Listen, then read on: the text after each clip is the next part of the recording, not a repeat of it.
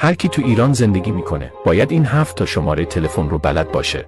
اگه کسی مزاحمتون میشه شماره تلفنش رو به 195 بفرستین. اگه نمیدونی بسته پستیت کجاست به 193 زنگ بزن دقیق بگه کجاست.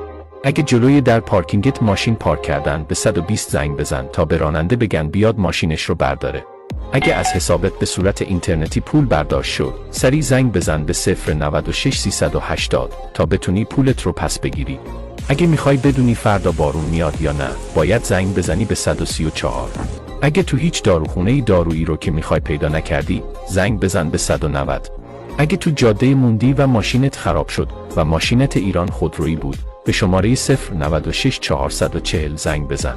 اگه ماشینت سایپاییه زنگ بزن به 096 550 و اگه ماشینت چینیه 64 026 کارت رو راه میندازه. اگه تو هم میخوای ببینی چند تا سیم کارت به نامته کد ملیت رو به 3050 پیامک کن. حالا اگه واقعاً برات کاربردی بود این پست رو لایک کن تا خستگیمون در بیاد و بفرست برای دوستات تا اونا هم استفاده کنن.